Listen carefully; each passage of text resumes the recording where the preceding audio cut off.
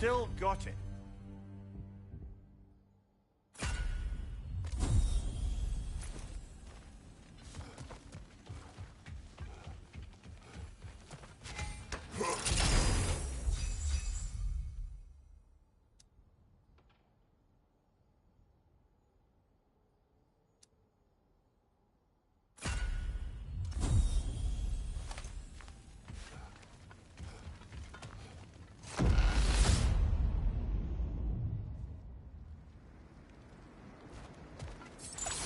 Kratos, about this boat cap. If you needed his key to save others, why does it seem to bother you so? Your actions in this case seem justified. The captain was swallowed by the Hydra before I was able to kill it. When I entered its maw to retrieve the key, the captain had somehow survived, dangling over a fall that would surely kill him. I saw the terror in his eyes as he fought to hold on, and then relief when he believed I would save him. Instead, I took the key and dropped him to his death. And it was all for nothing. The women were dead by the time I reached them.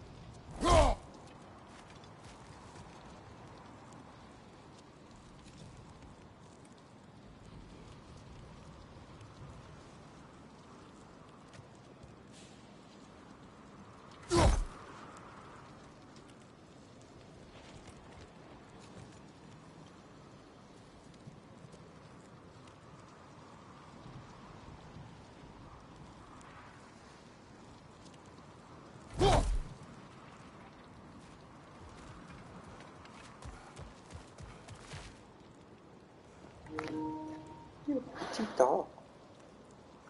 Petito.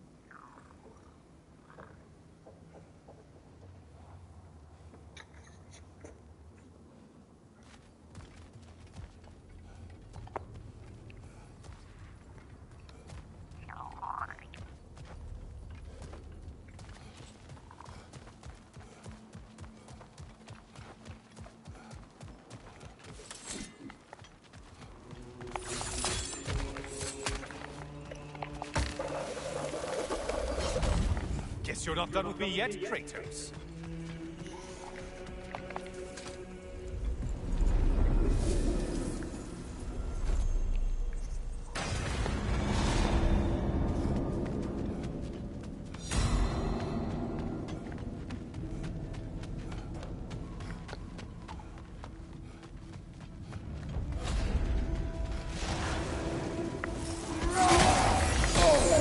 Disrupted, you half-wit!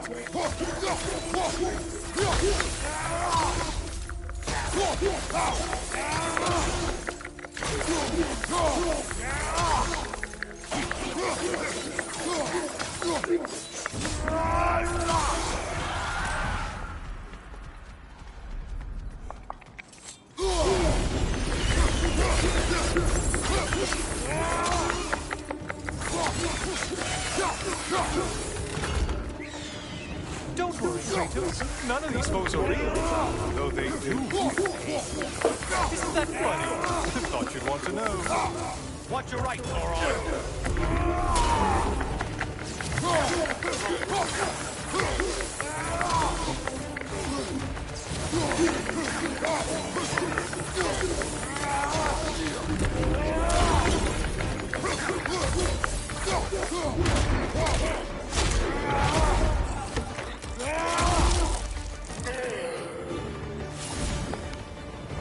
I suppose Valhalla's impressed with that kill.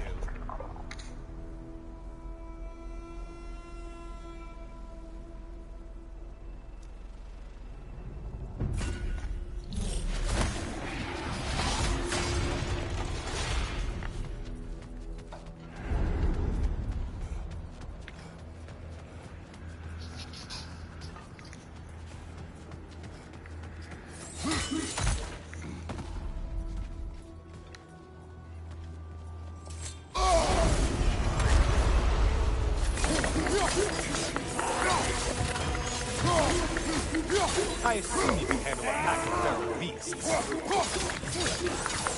Behind you! Watch out!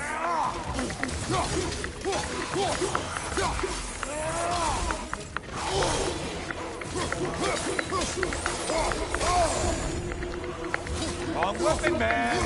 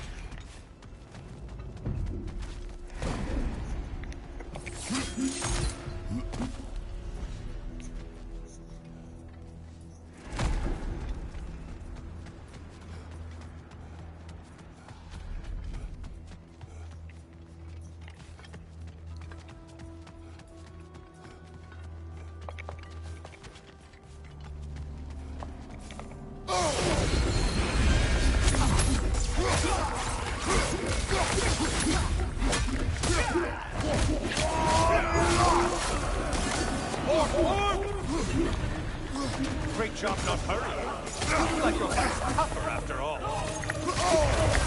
Shit! My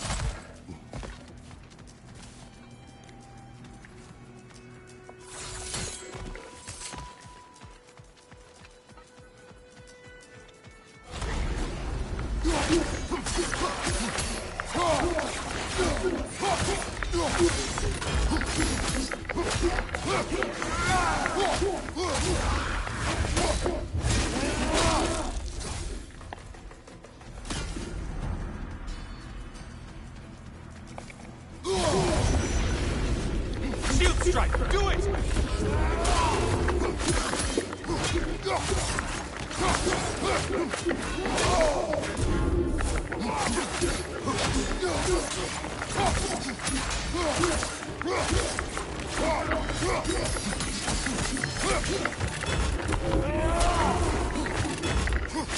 On your right!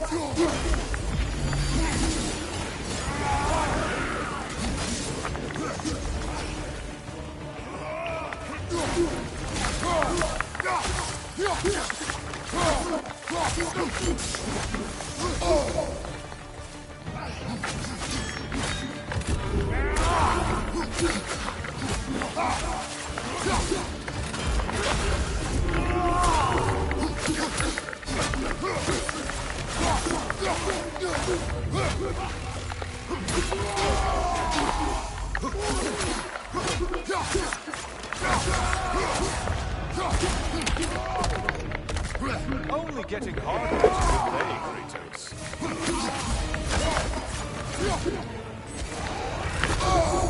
Break the tether, quickly!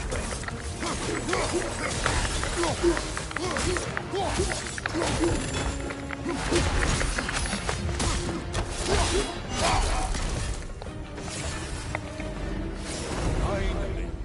Get on back to the start and ascend, or whatever it is.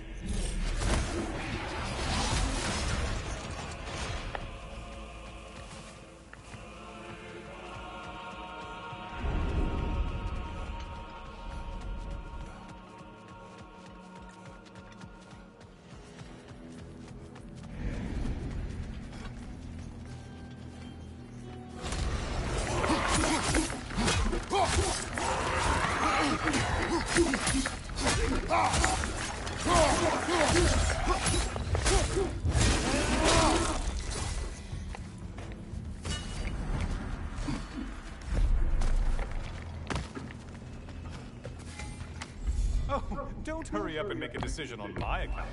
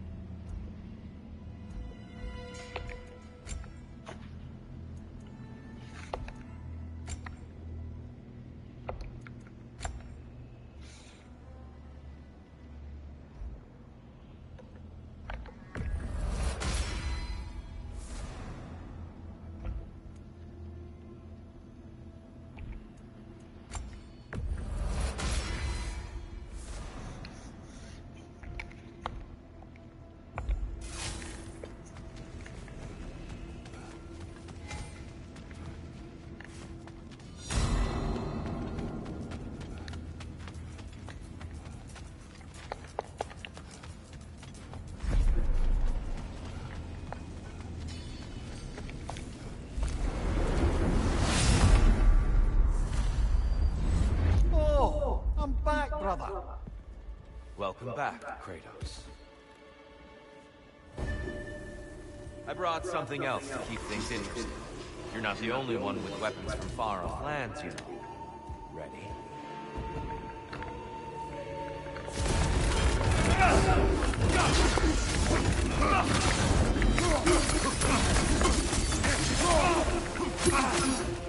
Be ready.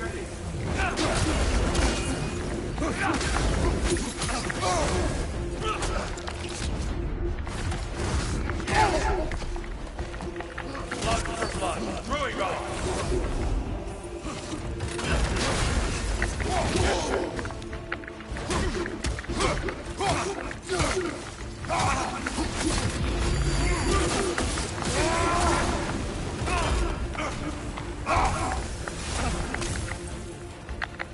Outstanding technique.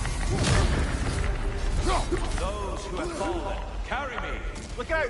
Gear's using them to heal! Why did you do it, Kratos? Why did you pledge yourself to Ares? I was ambitious. Proud. I could not accept defeat. I crave power. Is that all? Are you sure? Nothing more to that story? Nothing else under the surface?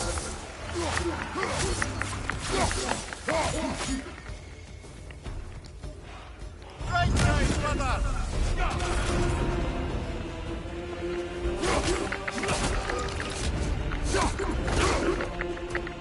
There's the fire. Good, Kratos.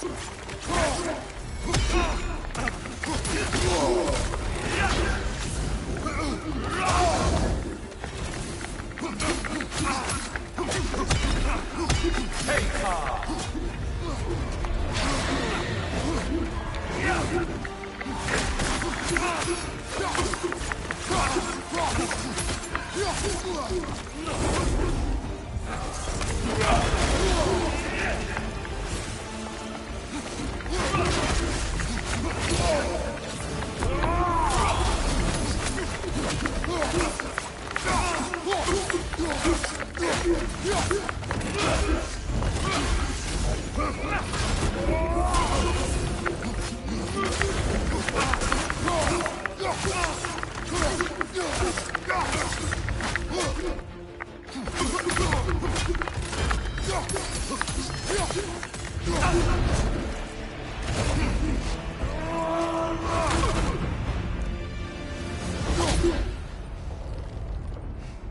I yield, Kratos. Very well.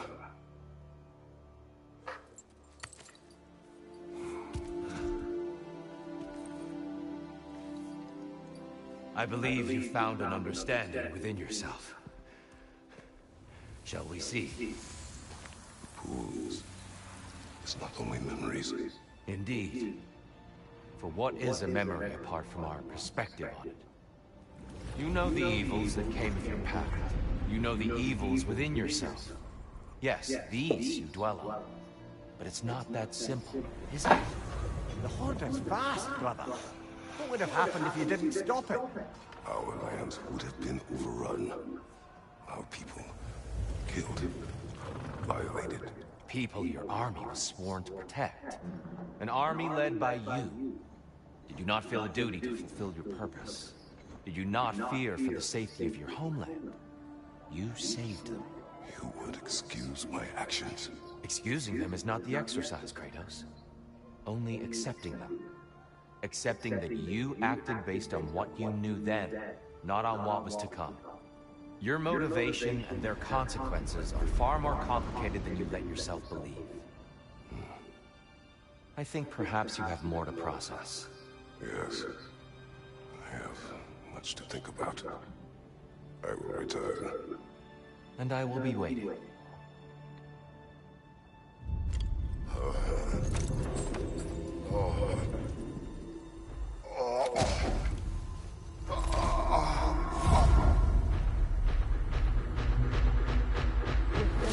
Accept the invitation in the first place?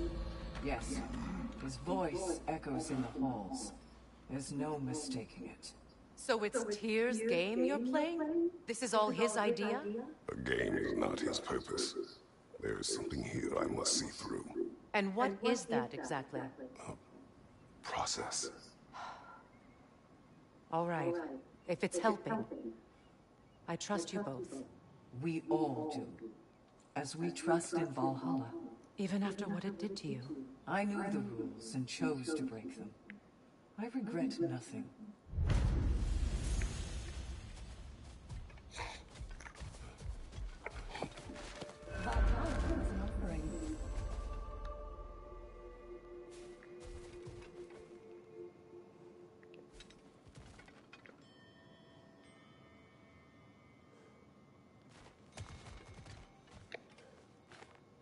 Fresh rewards with a side of new opportunities.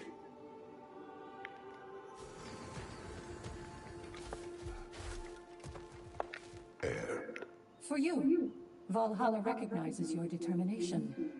Let it empower you as you evolve.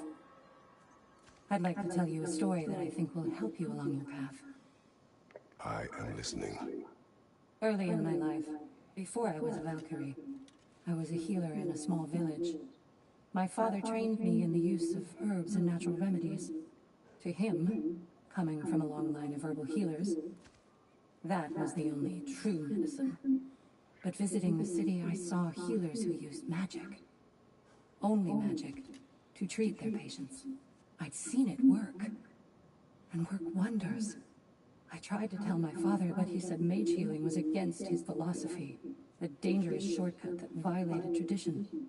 Being a good daughter, I respected his convictions. But that all changed when he took ill. That's a good place to stop for now. When you're further along on your journey, I'll share the next part of my story.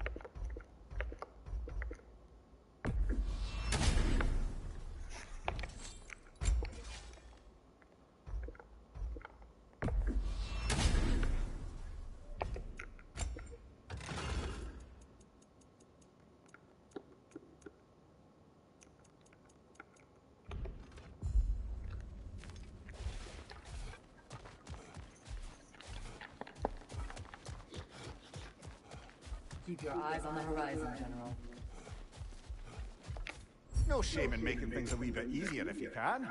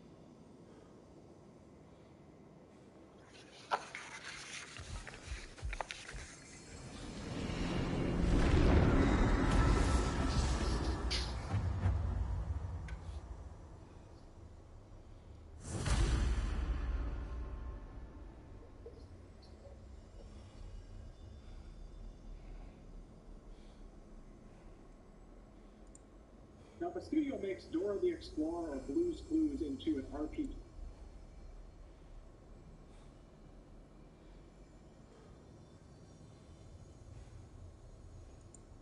Now, if a studio makes Dora the Explorer or Blue's Clues into an RPG next year, it's placed in a brothel.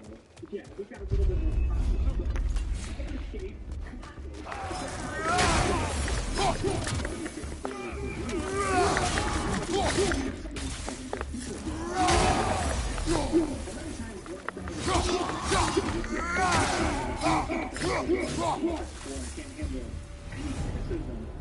Since we keep going back in, I take it this process is working for you somehow.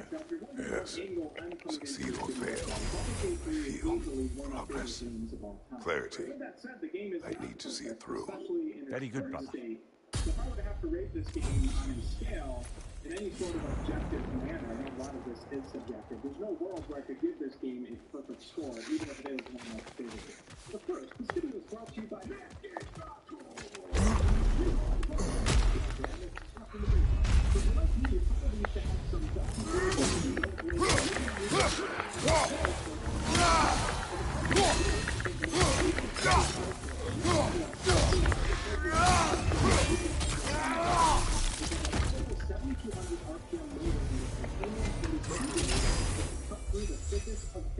in a single stroke. Now, this trimmer only has one guard, and this guard provides 20 different hair lengths, so it's really all that you need. And it works great for both the 5 o'clock shadow look or a beautiful lining mane. Let's not forget that it's also waterproof for every time. This is literally training in the shower. Now, the Beard Hendrick Pro Kit also includes shampoo, conditioner, oil, beard balm, a travel case, and a free gift. You have everything you need to trim, plant, nourish, and style your beard.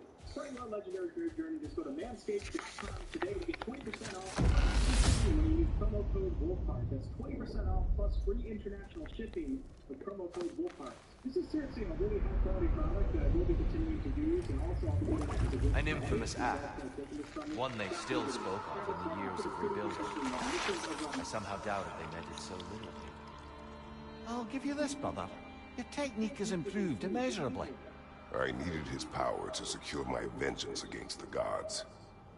I believed I had no choice. No choice? You could have not ripped my head off my body. That was absolutely an option. And he's back. But that wasn't the worst of it, was it, Kratos? Killing me deprived Greece of the sun. They were plunged to perpetual cold and darkness. Crops ceased to grow. Famine descended on our homeland. Not that you cared. Enough. He is bitter, isn't he?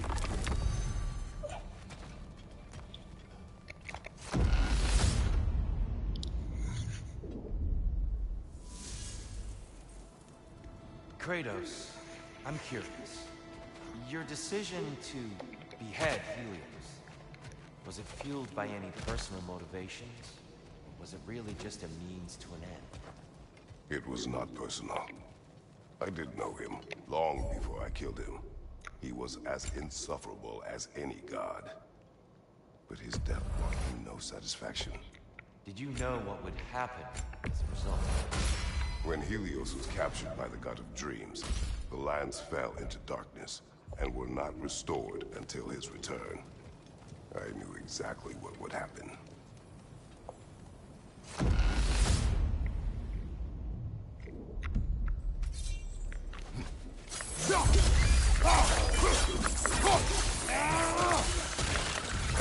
Behind you! Incoming!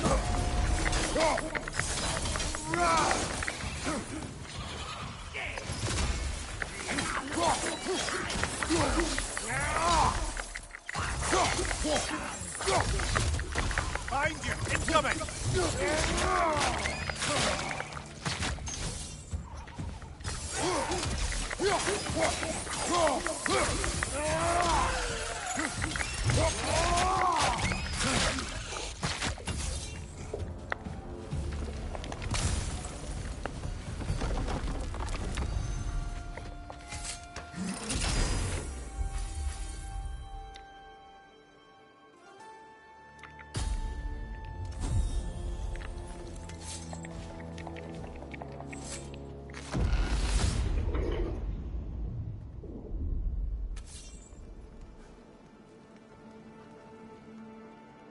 Kratos, I hope you'll forgive me for overhearing.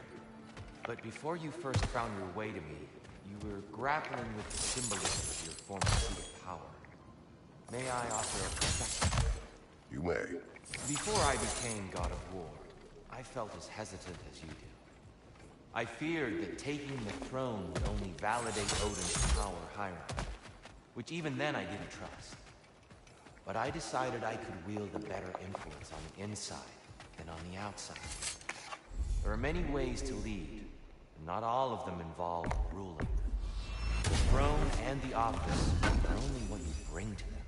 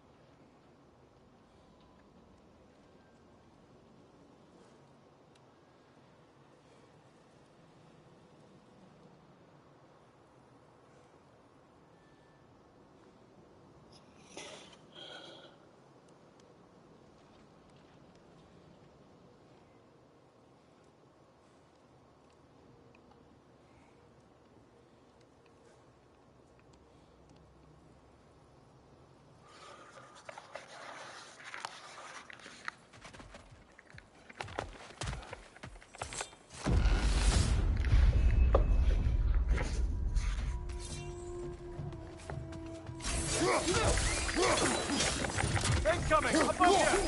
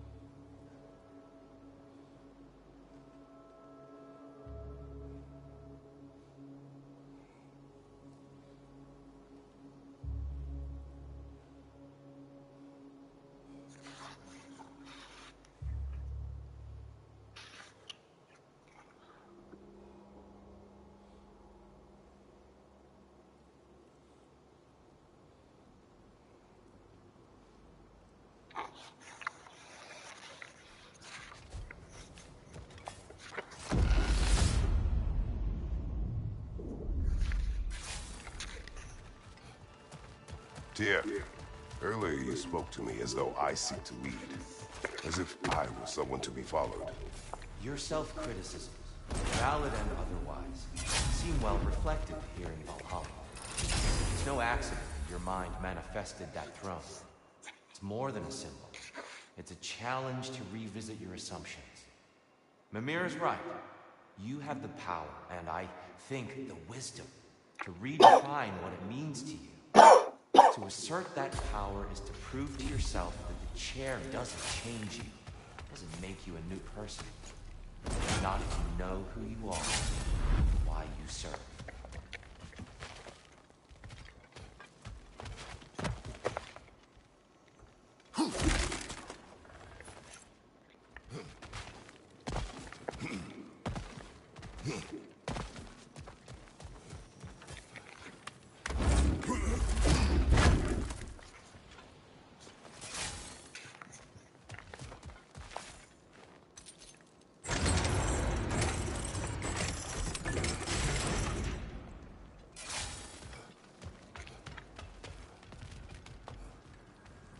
Perhaps we can buy our way through some of these before our next attempt.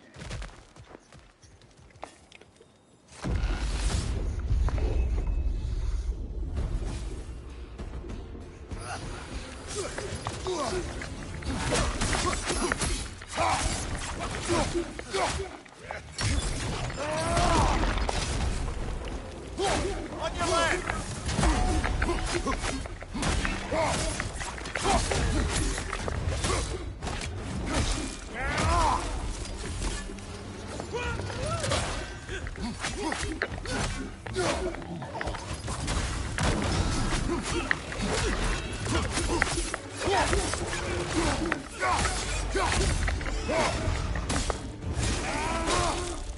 That's showing him.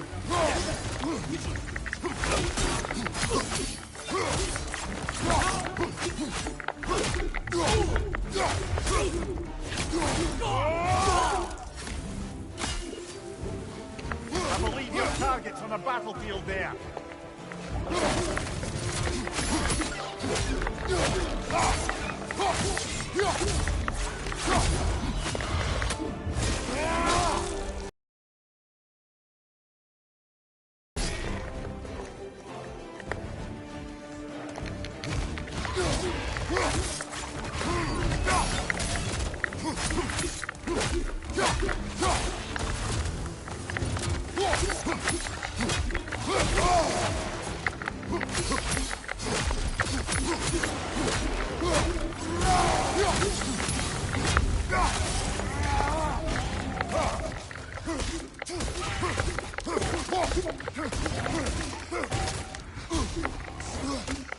Behind you! Incoming!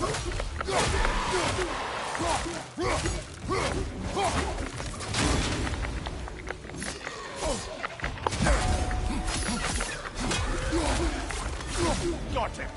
Count it, Valhalla.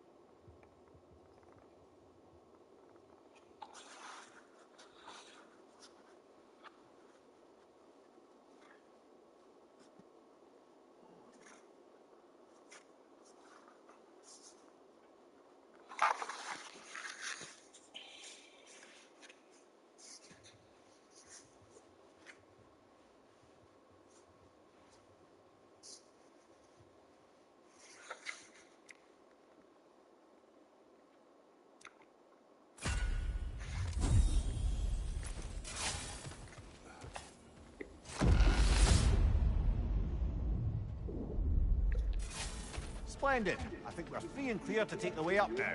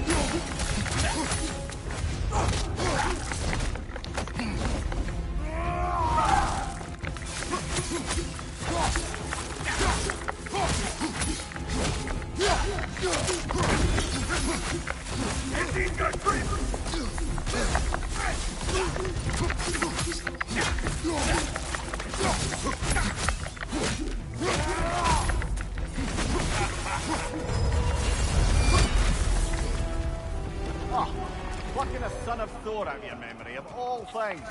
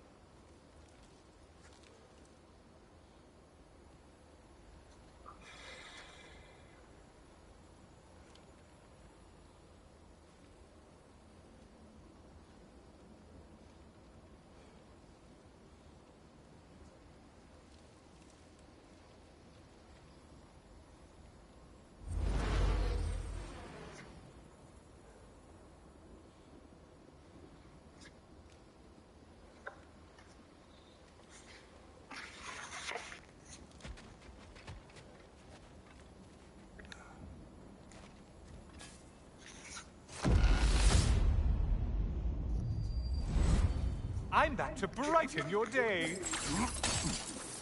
And lest we forget, Kratos, lest we neglect to place your deed in full and proper context, I saved your life. Me! And you literally tore off my head for my troubles. Imagine if all your new friends knew how you used to treat your old friends. Of course, you're not the same man, right? Now, you only get your friends killed through lack of foresight. Far easier to blame others that way, am I right? I know you are a projection of the mind. But for what it is worth, the death I gave you wasn't just. Oh, how touching. Yeah, not actually worth the spittle it took to mumble that out.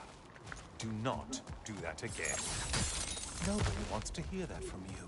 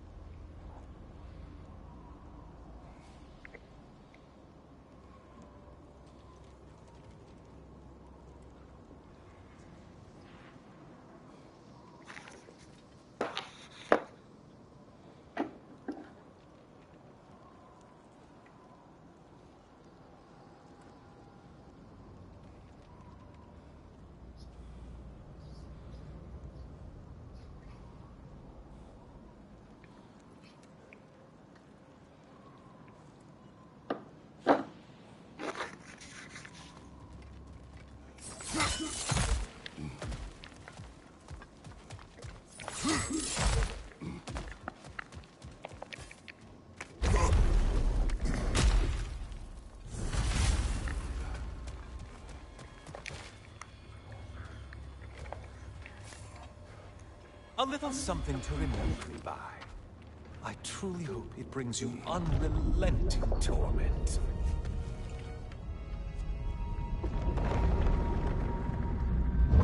Chills you just a little when they do that, doesn't it? Feels like judgment.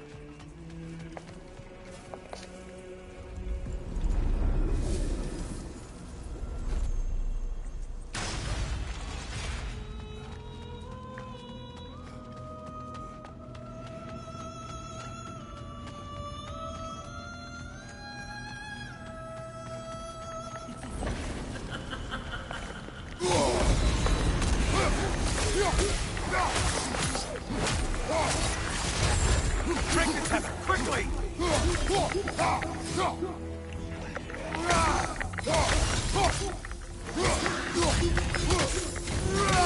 enjoying this, aren't you?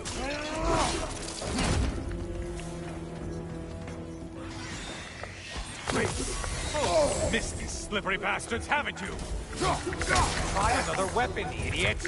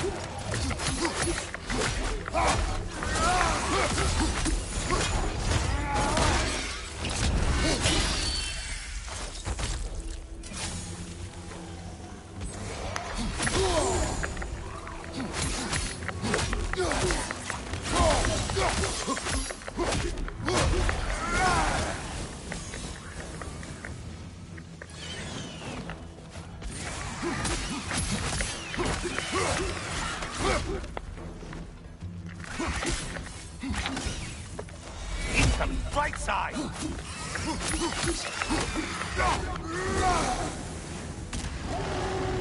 A Minotaur. Now we'll see who's half a man. Who's charging at us?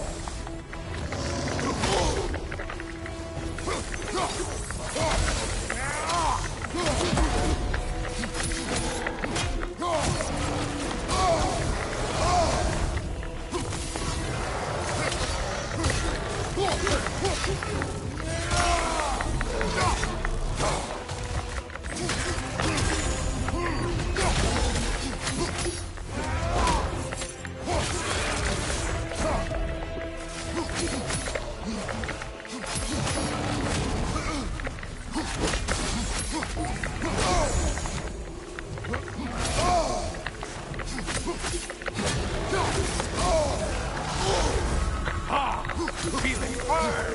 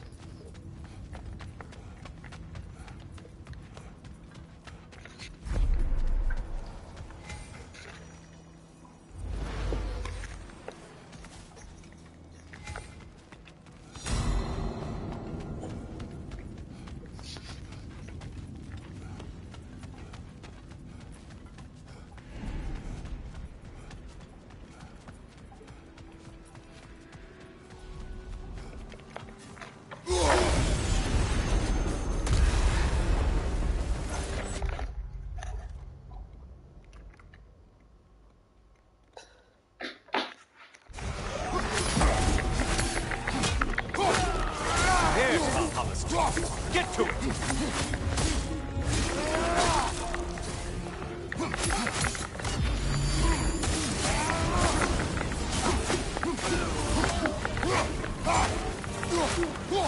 Right side, siphon attack!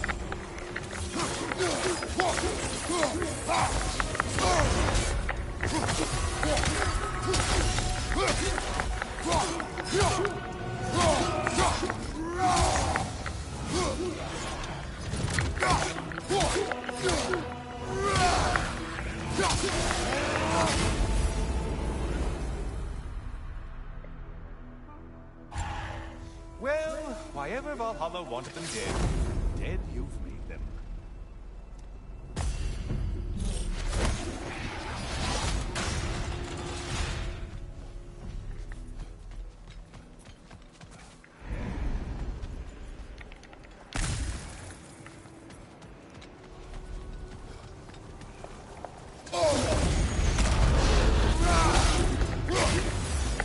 Oh, this is, I want to say, troglodyte?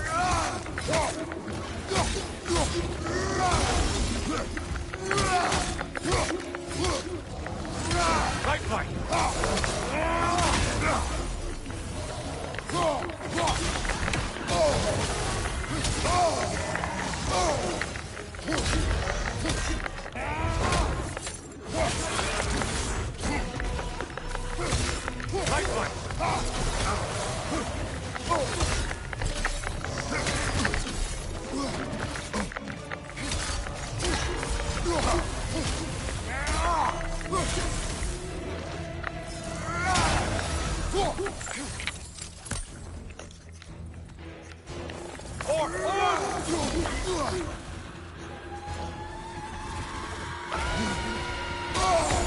Untether yourself, man!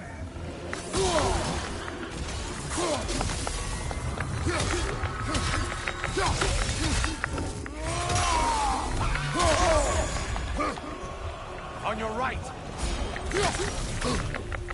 And things just start. Did you believe that haste is a factor here?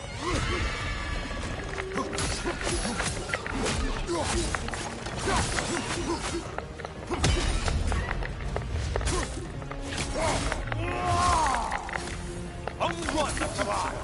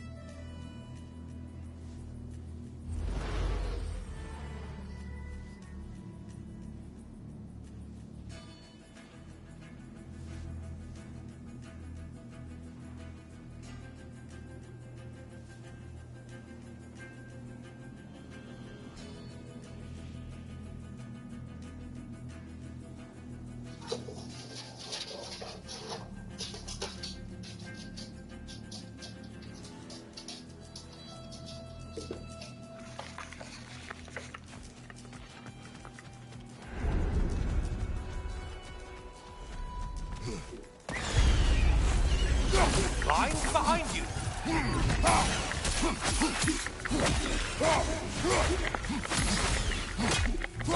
Incoming back here!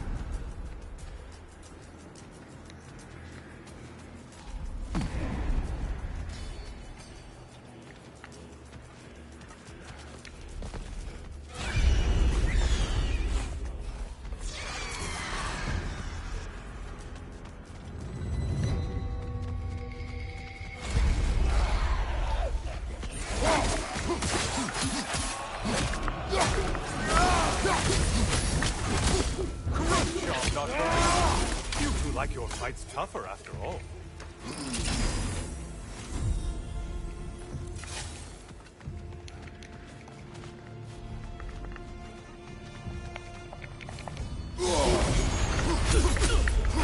Do you know that winged creature with a trident?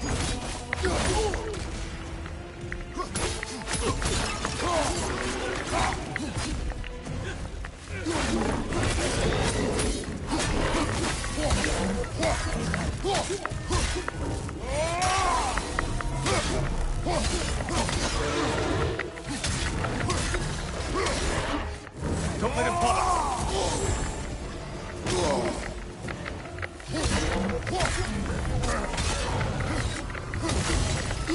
Watch your right, moron!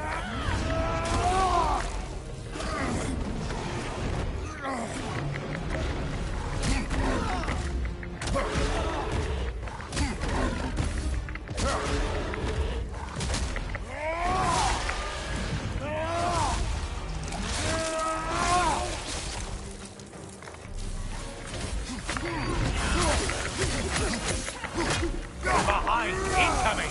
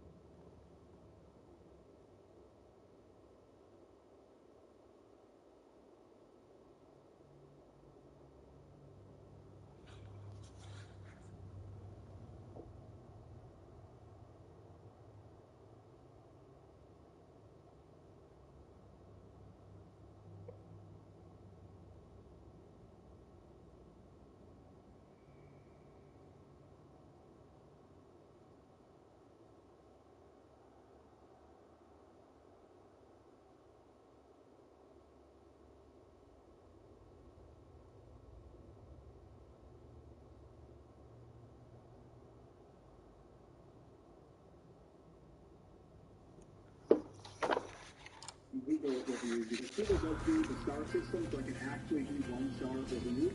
I am going to talk about a few of the Steam ones. The Steam ones are thumbs up or thumbs down. So a lot of people have thumbs down reviews, don't necessarily, rate the game this low, but we'll still talk about a few of those.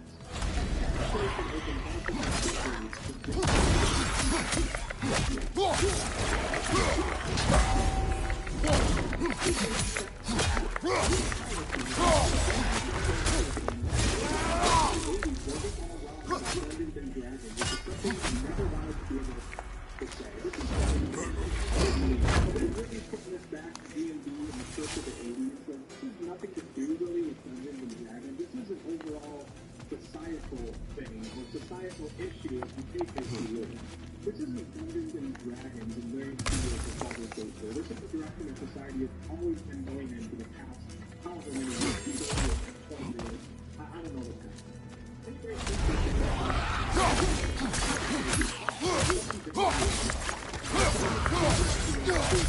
Enemies on the left!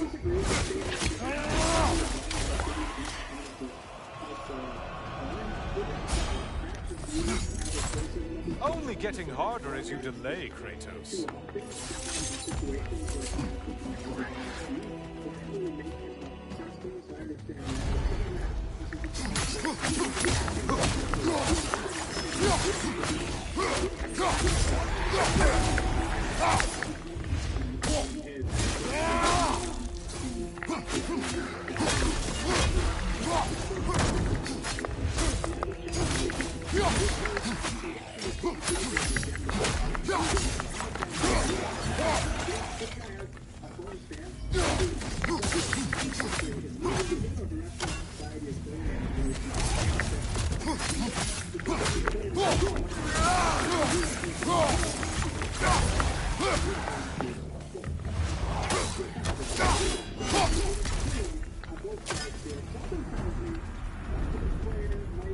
Now that's the Kratos that brought down Atlas.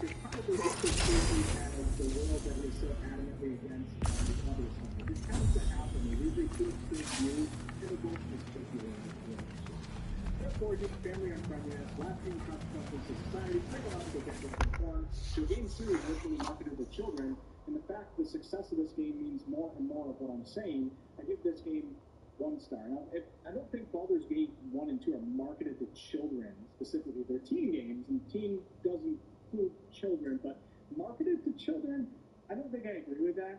And also, those games are 20 years old, so those children are no longer children. Those are full-blown adults. Some of them are in the nursing home now. Seriously. And let's be honest, there ain't no children looking for Baldur's Gate 1 and 2 in the 2020s. Or they are few and far between. So I think this entire point about the original games being marketed to children is irrelevant, even if it was true, because all the children who played BG 1 and 2 are adults now, and there's no marketing campaign to get any more children into BG 1 and 2 in the 2020s, that's for sure.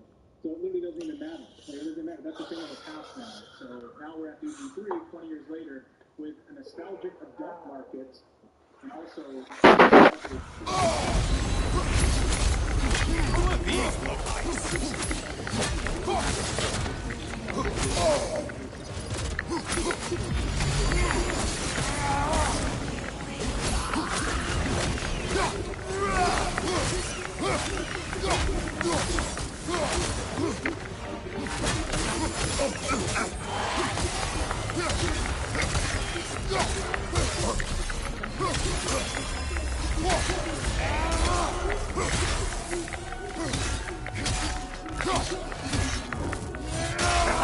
Watch out!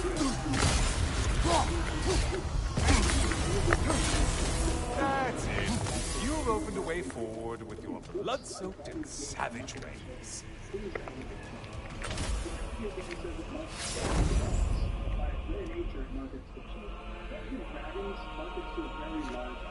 So I think just because children are included in Dungeons and Dragons doesn't mean there can't be any mature Dungeons and Dragons products. I think it's really silly to say that. That's like saying if a studio makes Dora the Explorer or Blue's Clues into an RPG next year, it takes place in a brothel. Yeah, we got a little bit of a problem. But Baldur's Gate, you're not going to see thumbs down reviews, not necessarily a 1-star review, so to say. It's very clear that people are based on initial impressions of this game in the first few hours. It's kind of a Captain Obvious statement. That's what initial impressions are. With that said, I think I understand the point that this reviewer is trying to make, and that is when you're listening to people talk about this game or reading reviews, is keep in mind that a lot of players have not reached the second half of the game due to this game's massive size. So it is important to keep that in mind. As it is now, this is basically Early Access 2.0, only 2 finished acts, very underwhelming third one, and extremely disappointing endings. I actually partially agree with this. I do feel like Act 3 needed some more time in the oven, and it still does. But it did kind of feel like Early Access in Act 3. With that said, I'd be lying to you all if I didn't say that Act 3 was my favorite act of the game. Some of my favorite locations, some of the coolest quests. I want to talk about it, but I can't for spoiler reasons. But while it was my favorite act, I also acknowledge that there was a lot of things that need a lot more work. It was my favorite act, but also the worst act. I loved and hated it at the same time. It's a weird dichotomy that we have going on here. It's ridiculous that Larian is hailed as some kind of savior of AAA gaming just because there are no microtransactions. The game is incomplete. I think it's just stupid to say this. Like, people that say this don't really understand. They're not hailed because they don't have microtransactions. That's just the headlines in the media, as it gets people to click on it. Microtransactions is such a hot topic. Larian is hailed as the savior of AAA gaming because Act 1 alone is already worth you $60. There's AAA companies out there that...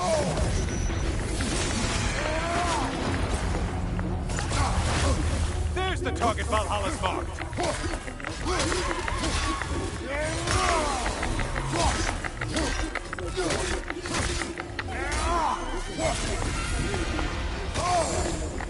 for the link already!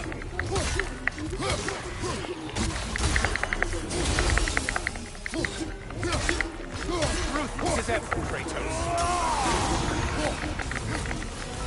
Undead warriors. Valhalla? Seems superfluous, but alright.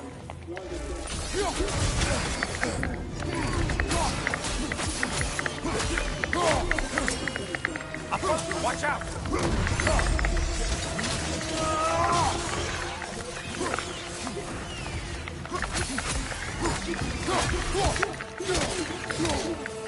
It's in the ground!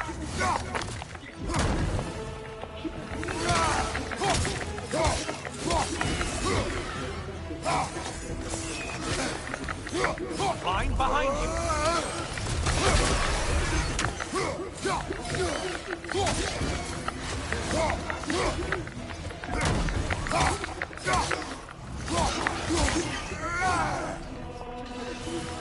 A boat incoming!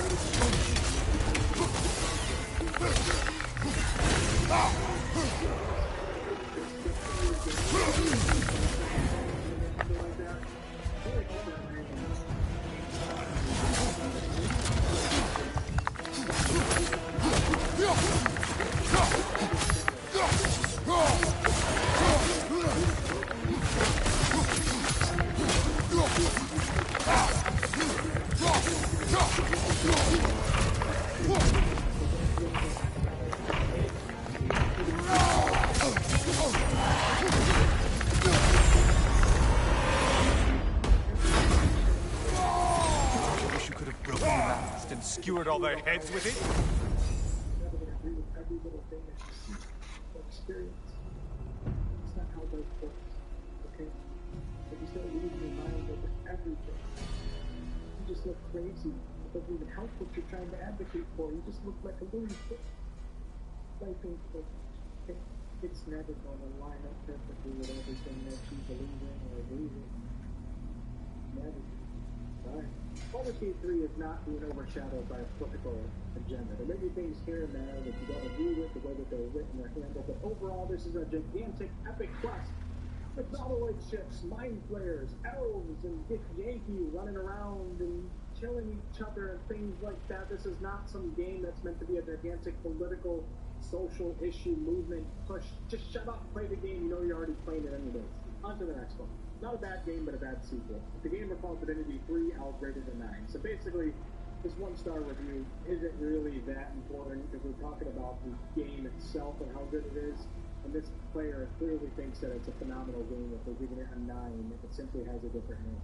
If it was called D&D Original Sin, it would get a decent 8. Unfortunately, the game is called Baldur's Gate 3. I don't mind the turn-based combat system. My main criticism is that the game overall just doesn't feel like playing a BG game in the Forgotten Realm. You know what? I agree with this. It doesn't feel like the 1998 or 2000 Baldur's Gate games really at all.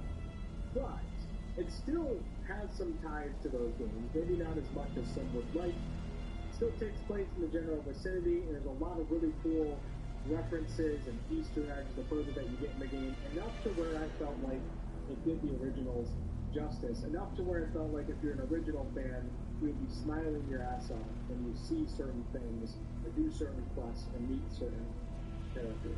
There's no other company out there that I would have rather have taken the Baldur's Gate name than Larian Studios. There's no other company out there that would be willing to put as much time and resources into the game as Larian, and to have that be part of the Baldur's Gate franchise, such an epic franchise in gaming history, I'm really happy, even though it does stray from the original in terms of the overall feel of the game itself. So I totally understand this viewpoint. I actually understand those that are really angry that the game is turn-based and not real-time with pause, because when you change an original series like that so much, of course that's going to anger original fans, especially if they don't like turn-based. With that said, I think most of the design decisions that Larian made here were good design decisions, and it propelled this game to headlines. A CRPG with the Baldur's Gate name is in gaming headlines. Everybody's talking about it. Makes me so proud of Baldur's Gate as a name overall. I'm very happy with how it played out, but I also understand how it does feel different from the original. Sadly, the developers also failed in creating iconic companions. I totally disagree. The next subject. all the companions I've met so far are so unlikable that I prefer to wander the store kills, which, by the way, looks like we're in California, alone. Besides, the NPCs are so exaggerated that you feel like you're playing a level 12 party that has been level drained back to level 1. But it's actually partially true, because some of the companions used to be quite powerful, and then dropping back down from level 1. The parents' history, ambitions, and abilities just don't match. I don't know, I think the companions are phenomenal. I don't necessarily love every single one of them, but the people that I get into them, the more that I like the way that they're written, and so we've experienced their later on parts of their Now life. that's the Kratos that brought down Atlas. One companion, I know that. They have so much to their story, so much emotion, some of the most intense emotions that I've ever felt in a video game have been with these companions and doing parts of their stories. I just disagree. I like the companions, and I can't wait to try some of them as organ.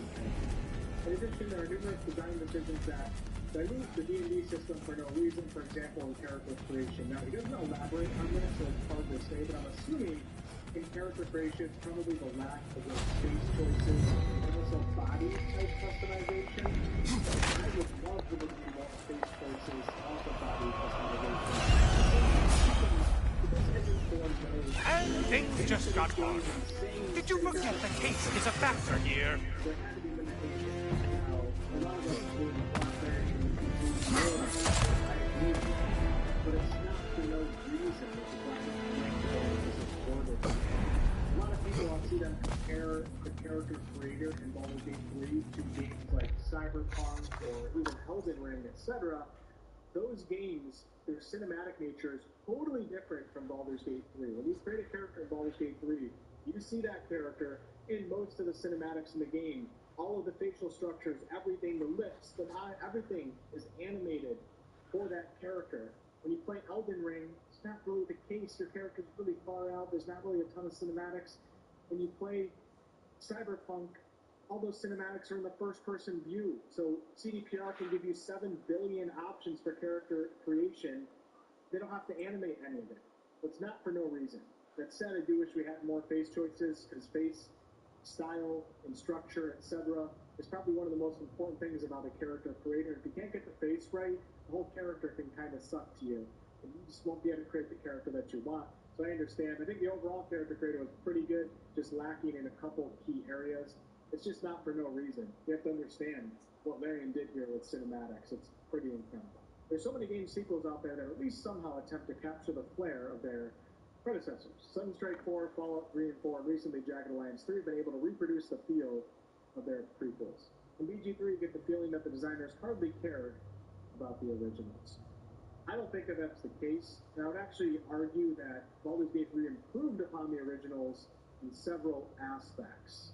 Cinematics, player agency, permutations, things of that nature are an upgrade from the originals, but I also understand that the game overall doesn't feel like the originals. But is it supposed to feel like the originals when the originals were from 98 and 2000?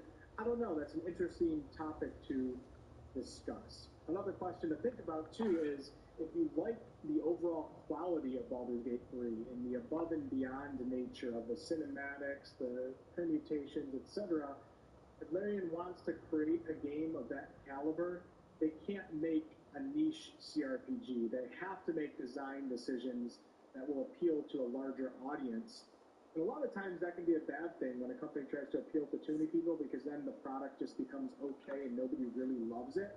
Somehow Larian pulled off an incredible feat and made a product that appeals to a really large audience, and most people seem to like it. Hardcore CRPG fans and new players alike.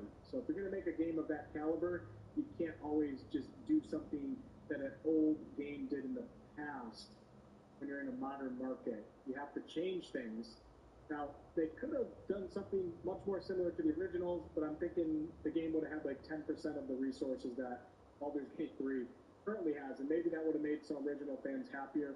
Personally, I am so excited that the Baldur's Gate name has been propelled into the stratosphere in the way that it has. I think it's so cool. All in all, Baldur's Gate 3 feels like the little brother that tries to outrank its older siblings with cocky behavior and fails in direct comparison. Obviously, he's saying this subjectively.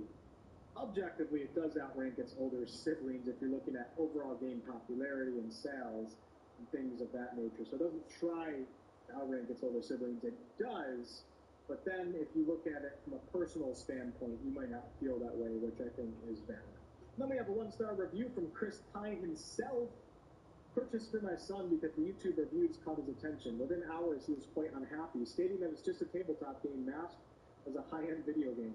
Found it lacking in playability and just outright boring. Terrible game. Why are you calling it a terrible game? You didn't play it yourself. You bought it for your son. Your son probably hates games like this, probably hates turn-based games. And you bought it just because he was excited about a YouTube review. It's actually kind of cool of you. But to write a review after and call it terrible yourself, it's just weird. Why would you write a review? Either let your son write a review, or don't write anything at all. You clearly bought him a game that he doesn't like. If you bought your son a pool, and he jumped in the pool one time, and decided that he doesn't like swimming, would you say terrible pool? Please, take your sweet, Maybe you would. sweet I don't know. time. It's just a weird review. 5 people found this helpful, too. What? 5 people found this helpful? You don't even have any details on his son, like age range or the types of games that he likes, and 5 people read this and they're like, oh yeah, my son's not going to like that. I'm not going to like it because Chris Pine's son over here thought it was boring. What is... I'm just... Okay, moving on. This will be the last one for this video. If you guys enjoy videos like this, let me know, because I can definitely make some more in the future. Feels like a college dating sim, not an RPG. Every character has an upper-middle-class San Francisco beach party vibe. There might be some truth behind that.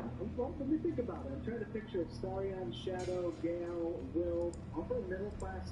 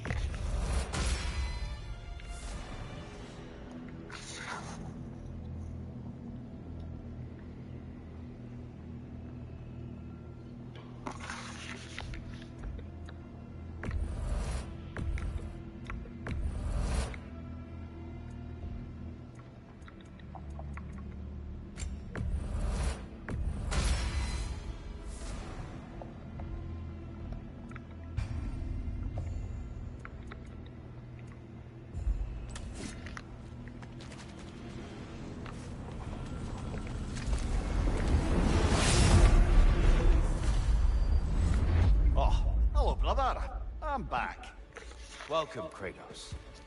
Honor me with another sparring match. I have another cherished weapon from my travels to show you. Ready to see?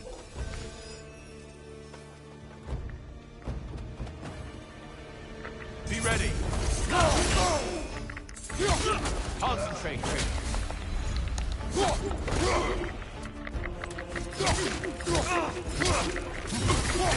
An attack of Olympian power.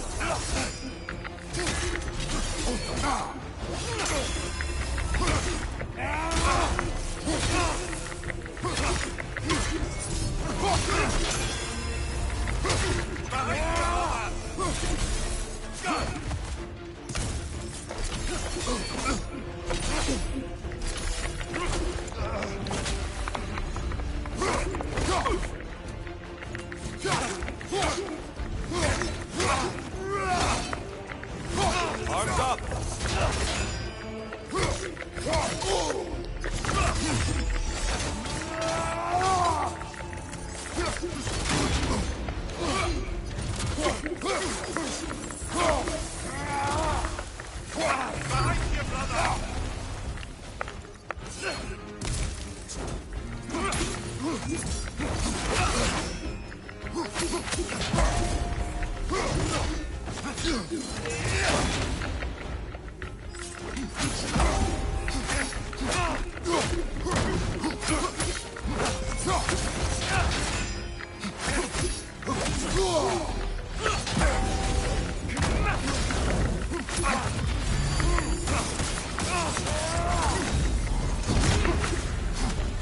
Tell me, Kratos, truly, how did it feel to plunge your homeland into darkness?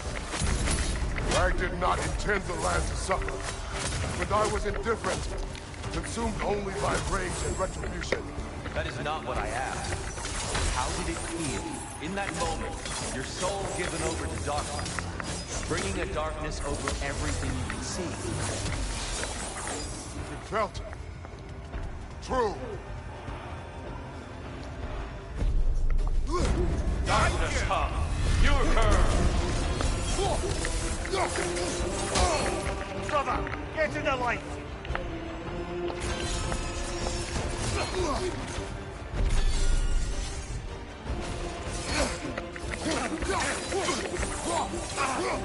Be ready!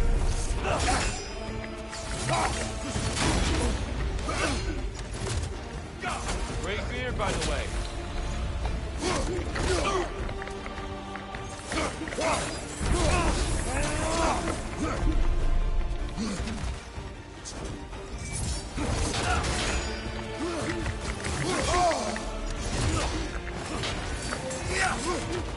Darkness come!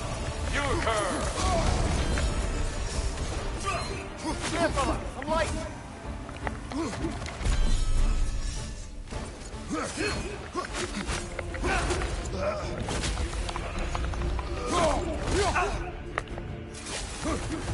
Arms up!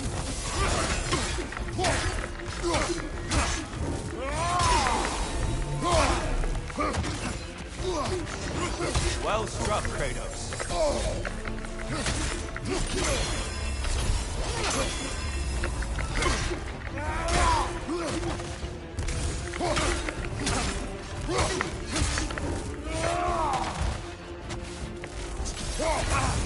Darkness come. You occur. You better get into the light, brother!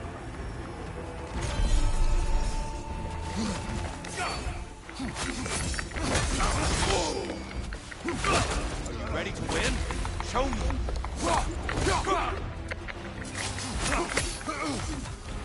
Defend yourself.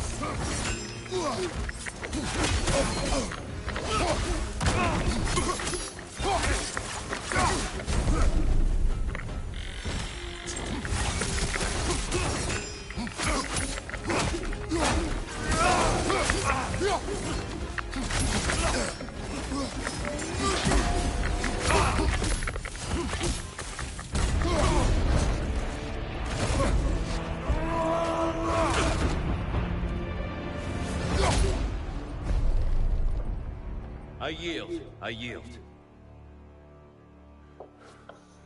Good then.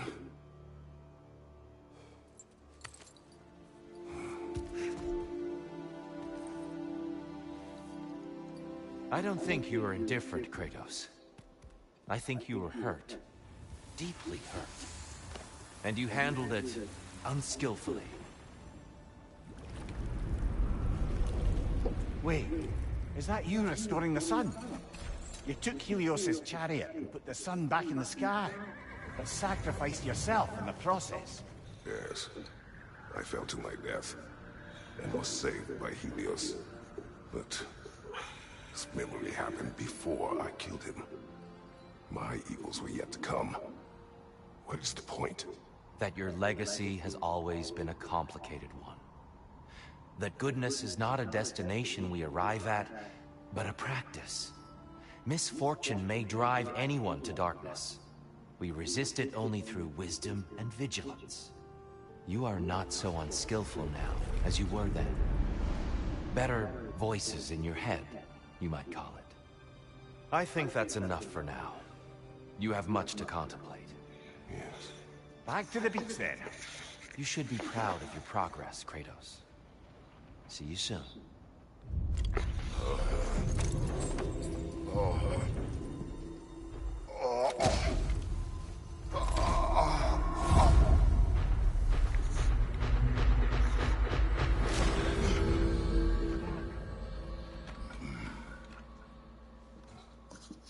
It seems like you're making progress, whatever you're doing in there.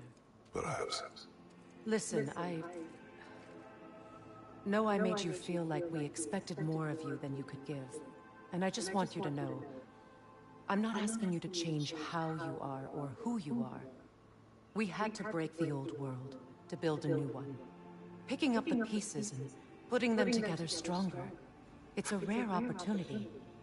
You made a difference here. In some circles, a symbol of change. On many days, just knowing that you're a part of the Council is enough. And other days. You've earned a voice. How you use it is up to you.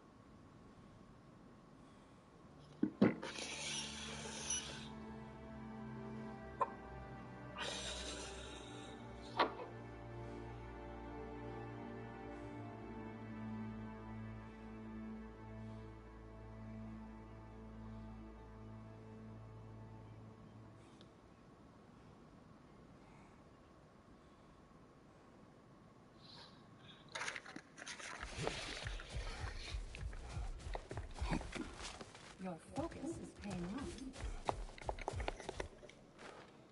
Great progress, but always more to be done.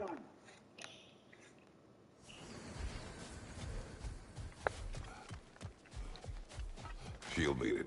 A blessing. Valhalla recognizes your determination.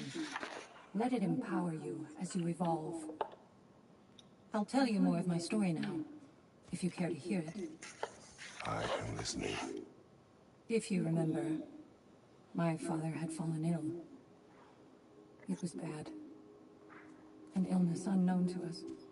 I offered to fetch the mage healer from the city, but my father refused.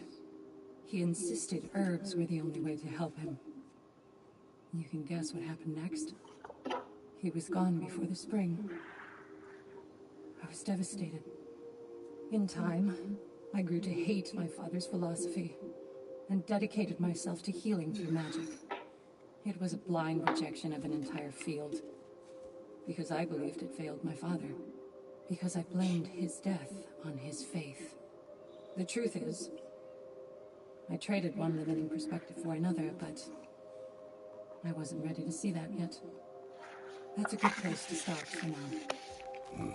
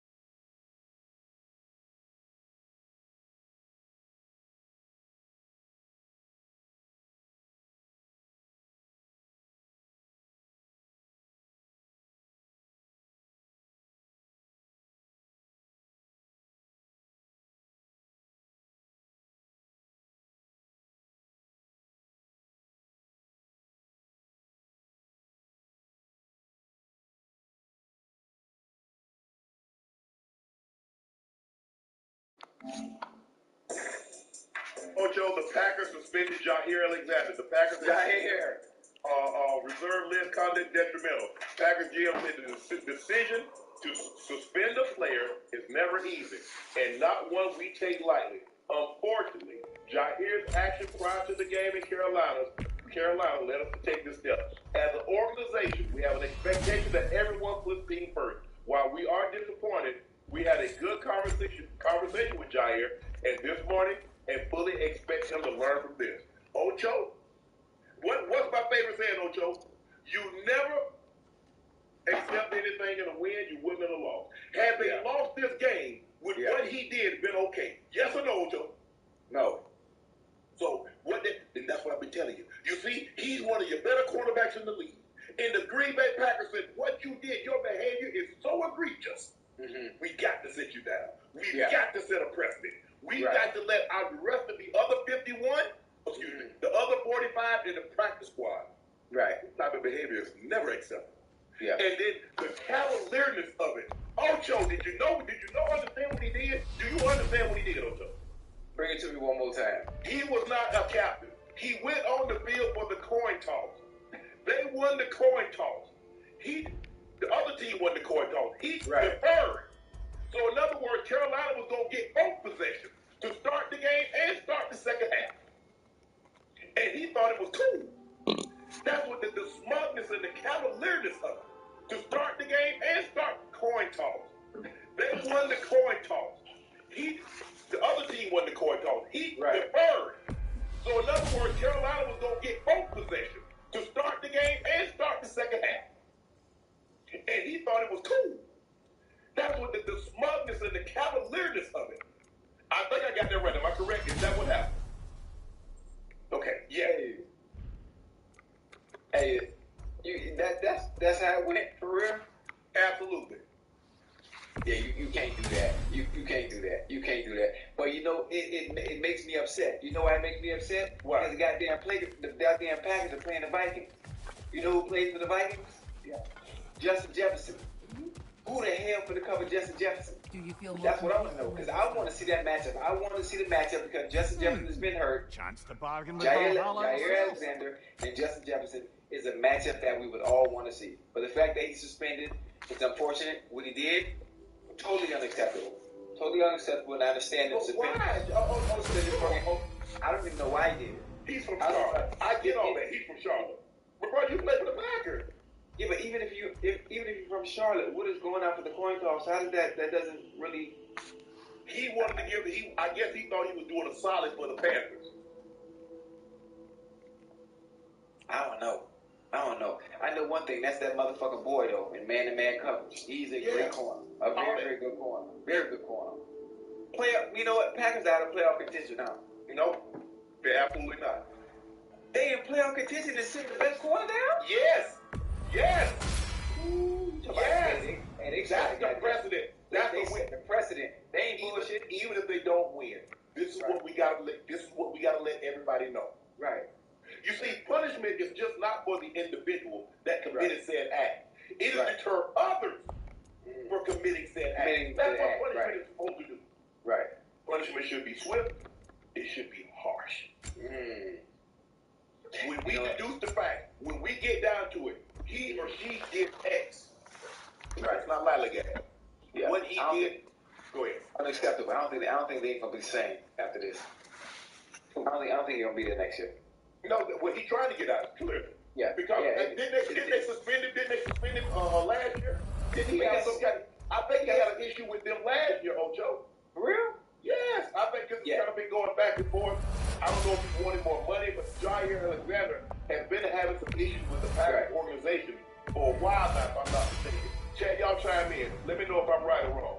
Yeah, anytime you get to this point, obviously, I understand they want to set a precedent. Anytime you get to the point of spending one of their best, if not the best corner, on the team, and it gets to the point where we're gonna suspend them, even with our team being in playoff contention, especially with the game we have coming up, playing against arguably the best receiver in the NFL who just come back from injury. They're sending a message. Not just suspending him for this game. Yeah. but it's a different kind of message if you look at it from the other side of the coin. I think was he hurt, or they said he was hurt or something. But Jair Alexander and they've had issues with him before, and I know I didn't miss. I'm not with. Maybe it is. Maybe was Jair hurt or something, and they wanted him to come back, and he said he was hurt. I know he was injured for a little bit this year. I know that. I know one thing: when he is healthy, that motherfucker know he can cover. He's a jet. Boy, he can cover. Because I'm talking about man to man too. Oh yeah. You remember last year that Justin Jefferson in Minnesota, he went crazy. Oh yeah. Jair said, okay, he got to come see me. Yeah. He got to come see me. Yeah. And when he came to Lambeau, it wasn't the same. Yeah, different ball game. Well, if I'm wrong, I love matchups like that. Come on, Jair. Come on to Cincinnati, boy. I'm just trying to figure out why would you even put yourself in this? That Ocho? I don't know. You know what's funny? Him not want to be. He might have did it on purpose. Oh, he did. What you mean? He might have did it on purpose. Just the. You know what? Let me piss him off one more time before the season ends. See if this can help me get out the door. Maybe, you never know. Because other ways he might have been trying behind closed doors, ain't work. Yeah. I look, like I said, I mean, he's one of the highest paid. Has he got a contract extension? Oh yeah. So I know he's one of the highest paid. And Green Bay has some talent. You think about Zadarius Smith, who's in Cleveland right now, played really well. Remember, Zeke went to Minnesota, played well there. They still have Rashawn Gary. They still have Preston Smith, Jair Alexander. I mean, they have a very talented look. They just let Rasul Douglas go. They traded him to Buffalo. But the thing was, Ocho, the opportunity that they had when they had home field throughout, and they had the championship game on their field, and they had all those dogs, and they didn't cash it in. And that opportunities don't knock but so often. Before it moves on to someone else's door to knock on. And when Green Bay had that opportunity, you know, they had Devontae and they had some of those guys, and you look at what they had on the defensive side of football, and they couldn't close it out. Even after they get 3 interceptions from Tom Brady, and they still didn't win that game. They didn't capitalize. Yeah. So I just hate that Jair put himself in that situation. I really hate that. Look, Ocho, I believe that even if I don't like my job, there's something about being a pro and being a professional. And although they're kind of spelled the same, they start off the same, but they're two different things. Right. A professional is the occupation. A pro is who you are. They're two different things, Ocho. Yeah. You see, Ocho, there's a saying that says, change is inevitable. Growth is optional. Choose wisely. Yeah. You're right. But listen, with the way they treat some of those that even act professional and do things like a pro, that business side can make you turn a blind eye. That's another saying too. I got that from my grandma. Alexander missed weeks 3 and 4 with a back injury. Played through it in week 5 because he was facing his former teammate Devontae Adams. Then missed game 7 against the Broncos with the same injury. In week 9, Alexander suffered a shoulder injury, diving to break up a pass, and missed 6 consecutive games before returning Sunday against the Panthers. However, he was never placed on injury reserve during that span. He didn't play any games during that stretch. Not only that, Alexander didn't travel with the Packers to the Week 14 game against the Giants after making trips to Pittsburgh and Detroit, the first 2 road destinations after the shoulder injury. You see what's going on here, Ocho? There's something going on. Yeah. Something going on internally. That's why I say he did that on purpose.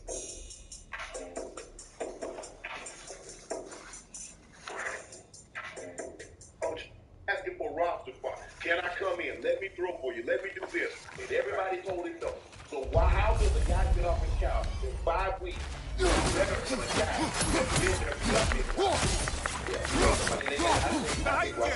And I think what I just said is playing cautious. Wanting to play mistake-free football instead of 10 years back and letting that motherfucker fly.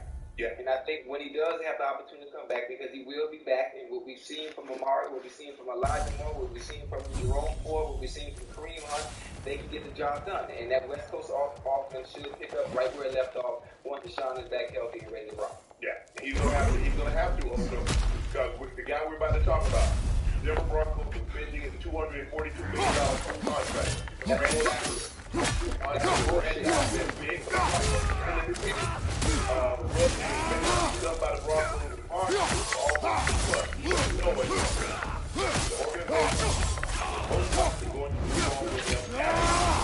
That'll do it, brother!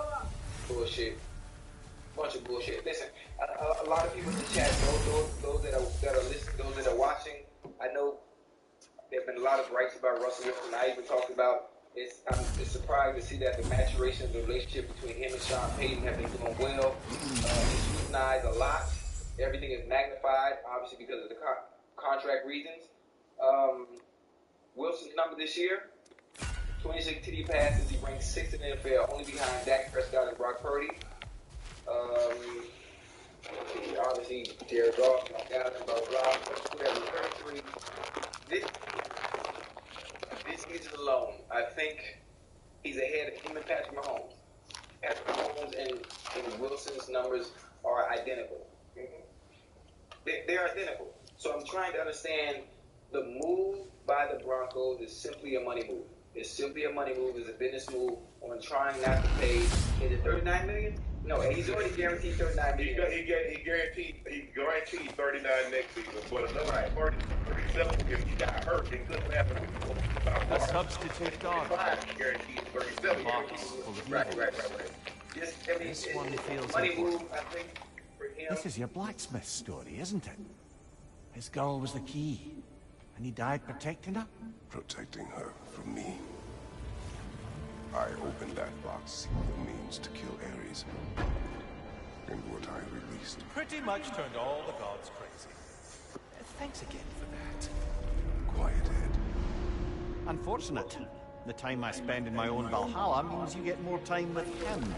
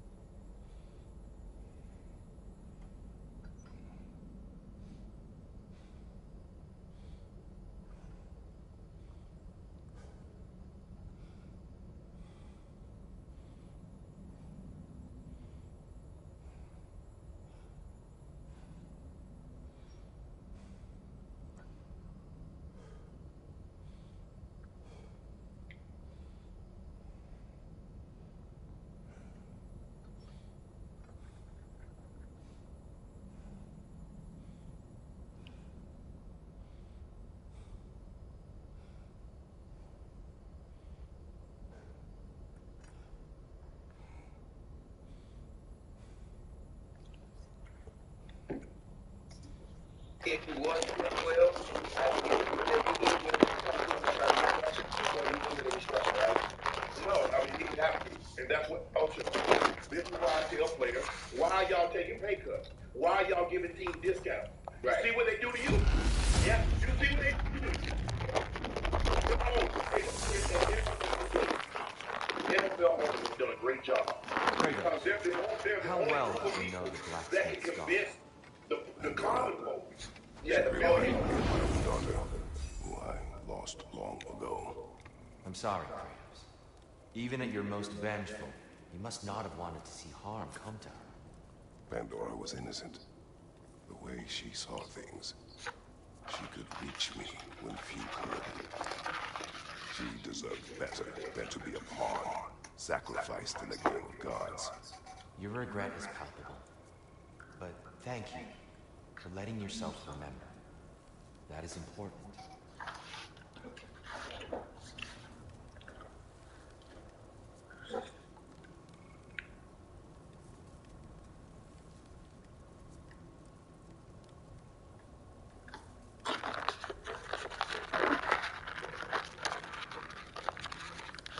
The tales of mythology are full of gods and goddesses mingling with mortals and interfering with their lives, sometimes by introducing legendary objects that wield unimaginable power. From a Medusa head that turns you into stone to a golden apple that started a war. But the most famous object of all of Greek mythology is a simple box. Why is this seemingly dull box so famous? To answer this and more, we need to start with a woman named Pandora. You've probably heard at least a few references to Pandora's box in your lifetime. Generally when referring to something that is better off left alone. But there's more to the story than just a woman and a box. Pandora as a mythic figure originated in the works of the ancient Greek poet Hesiod. First in his poem Theogony, then later on in his work Works and Days. Though Pandora was not referenced by name in Theogony, there is a female figure depicted in the poem thought to be Pandora. She was, according to this poem, created on the orders of Zeus as a punishment for humanity in response to the actions of Prometheus. Before we can explore Pandora further, we first have to understand what exactly Zeus was trying to punish humanity for. What exactly did Prometheus do that upset the king of the gods, the ruler of the sky and thunder, so deeply?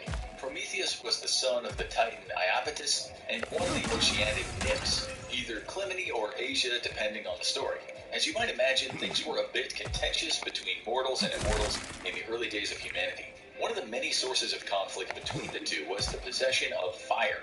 Zeus withdrew the gift of fire from humans as a punishment after Prometheus tricked him into accepting a sacrificial offering that looked appealing on the surface, but was in fact just the bones of a bull. This was intended to allow the humans to keep the meat for themselves, while only offering the part of the bone that was inedible to the gods. If you're familiar with how Zeus trilogy, you could probably guess what happened next. Zeus really didn't take kindly to being tricked, so as punishment he hid fire from humanity.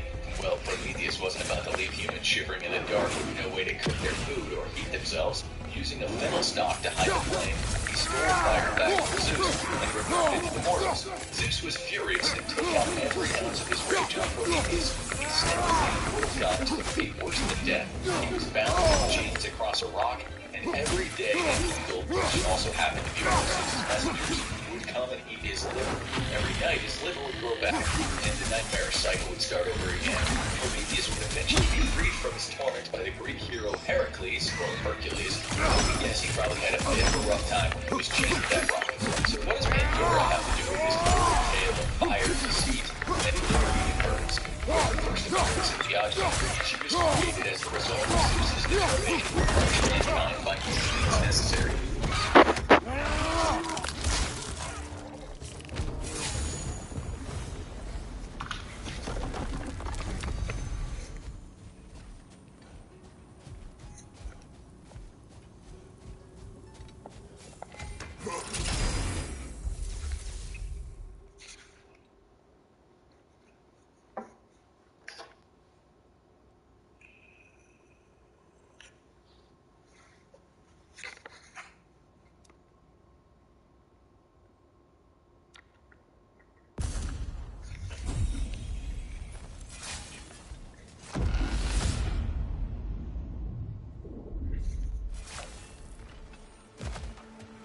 As I was saying about my old master and his lofty so-called romantic ideals, we'd settled in a forest outside of Athens, a place well situated to observing the comings and goings of the Duke's other guests.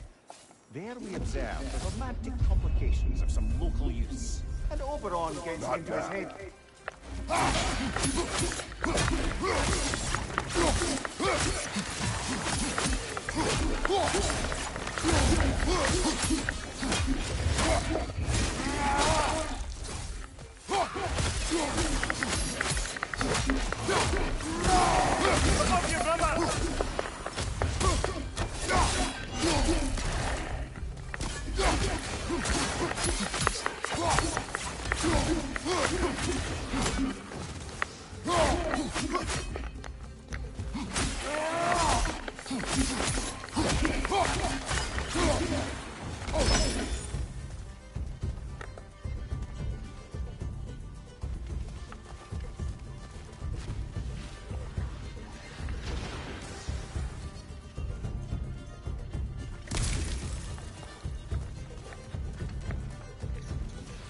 Above you, brother!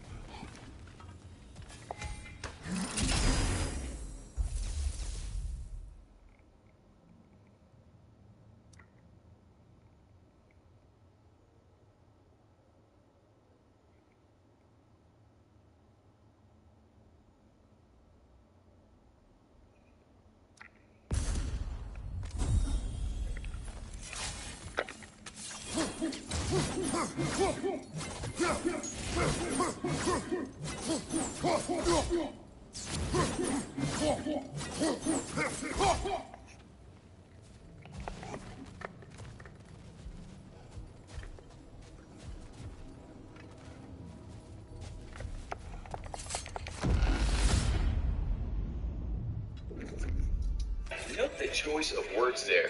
Mankind. We'll get back to that. And an act of retribution, Zeus ordered Hephaestus, the god of artisans and blacksmiths, to use earth to craft the world's first human woman.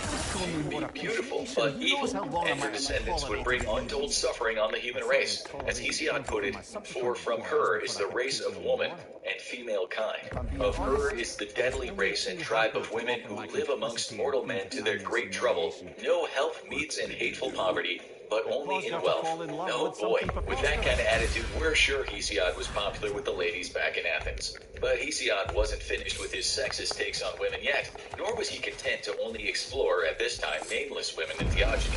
He brought her back in his poem Works and Days, where he expanded the myth of the first woman into the version most often repeated today. In this telling, she receives a series of gifts from the gods, each contributing something to her final form. Hephaestus molded her from the earth. Athena taught her weaving and Aphrodite shed trade upon her head and cruel longing and cares that weary the limbs, which honestly sounds like the goddess of love gave her depression. Hermes gave her a shameless mind and a deceitful nature, as well as the power to speak. More specifically, he gave her the power to lie, and use crafty words. Side note, which ancient Greek girl do we think broke Hesiod's heart? Because his storytelling seems somewhat one-sided in its interpretation of the sexes. Anyway, Athena gave her clothing, Pytho, goddess of persuasion, and the Graces draped her in necklaces of jewels, and the Hore, goddesses of the seasons, placed a crown woven from plants upon her head. Talk about drip. To top it all off, Hermes gave her a name, Pandora, meaning all gifts. Seems somewhat one-sided in its interpretation of the sexes. Anyway, Athena gave her clothing, Pytho, goddess of persuasion, and the Graces draped her in necklaces and jewels, and the Hore, goddesses of the seasons, placed a crown woven from plants upon her head. Talk about drip. To top it all off, Hermes gave her a name, Pandora, meaning all gifts. As Hesiod wrote, all they who dwelt on Olympus gave each a gift, a plague to men who eat bread. Good news for the gluten-free men out there. So, when does that box come in? Well, along with the creation of Pandora, Zeus bestowed upon her a mysterious box, the contents of which were a secret to anyone but him. We should also mention that Pandora wasn't just intended to humanity, but also to Prometheus' brother. Prometheus wanted his brother not to take anything Zeus offered him, but being the hard-headed brother he was, Prometheus welcomed the beautiful Pandora as his wife, and let her bring the box along. Pretty soon after, she opened that box, and all manner of evil things flooded out, filling the earth and sea. Only one entity was left inside. Hope remained there in unbreakable hope, then under the rim of the great jar, and did not fly out of the door, for here that the lid of the jar stopped her, by the will of ages old Zeus who gathers the clouds. Wait a minute, didn't that just say jar? That's right, Pandora's box was never a box in the first place. The word for the vessel that Pandora was given was pithos, which refers to a large clay jar used primarily for storage. It often held wine, oil, or grain. It also could be used in burial practices, and some were believed to contain souls. Historians believe the word must have been mistranslated at some point as box, and that just kind of caught on. The mistranslation is frequently attributed to Erasmus, the 16th century humanist, though other historians have pointed their fingers at the 16th century Italian poet Giulio Gregorio Giraldi, wherever the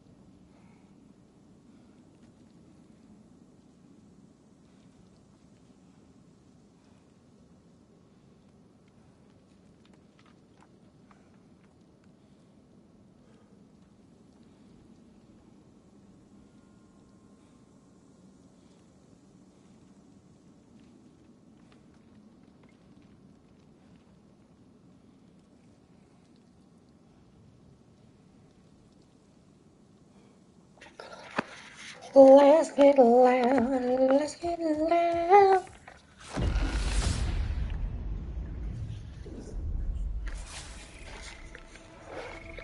Excellent. The way should be clear. Up and onward.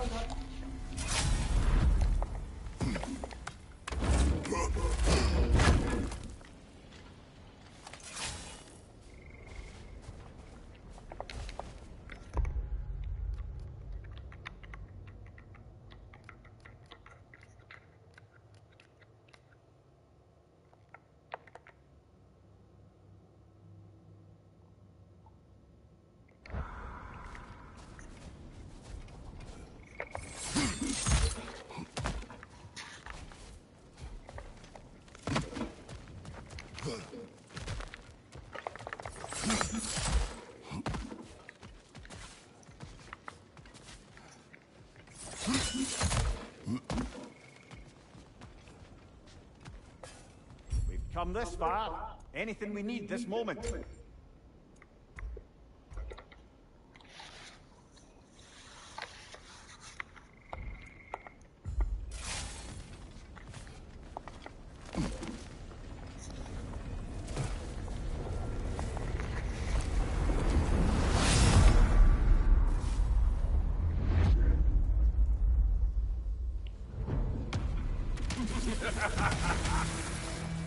Time to die!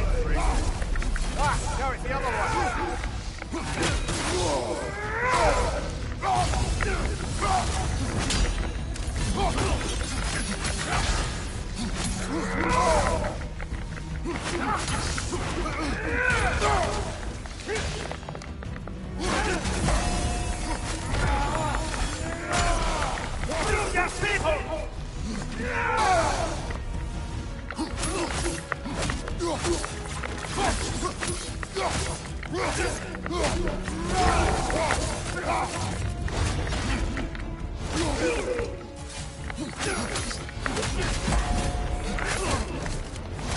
Ouch, brother!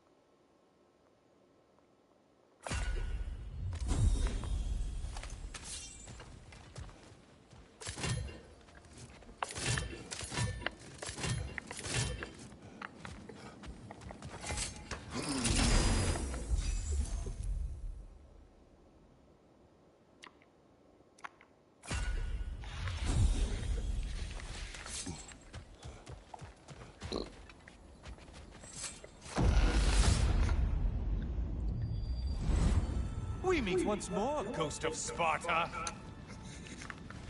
All your righteous haranguing about how evil the gods are, and you somehow gloss over that little extra nudge you gave them. Opening the box was Athena's plan. I did not know the consequences.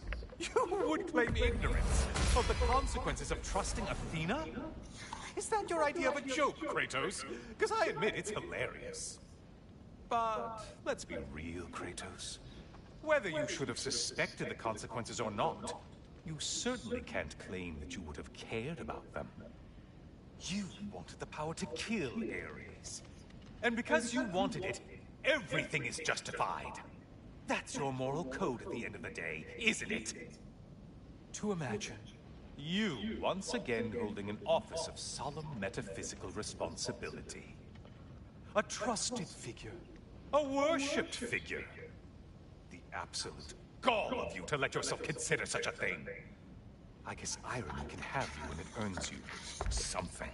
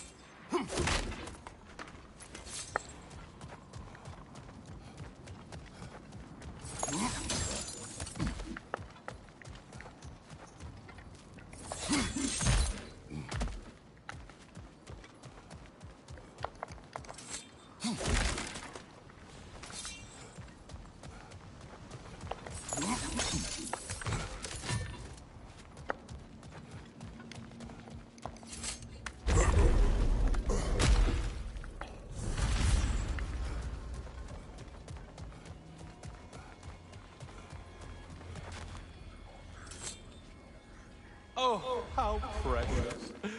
I don't think you can be trusted to keep that safe at all.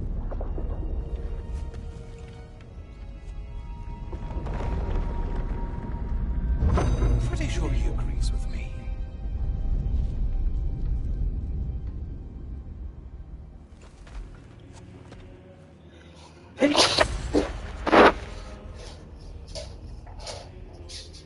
Sadie, come here.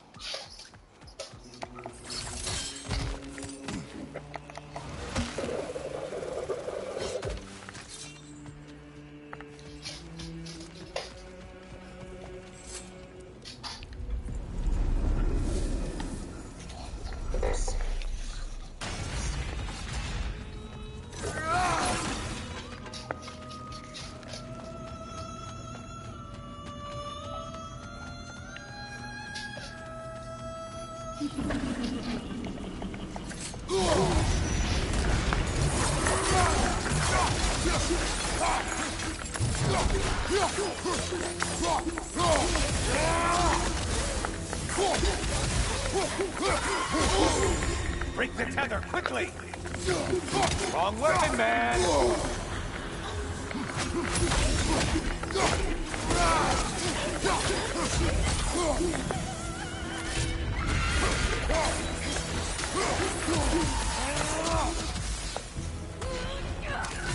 Don't usually get this close.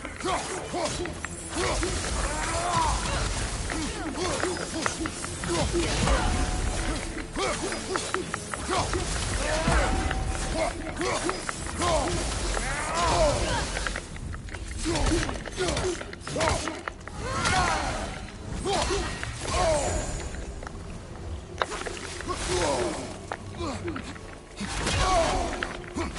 enjoying this, aren't you?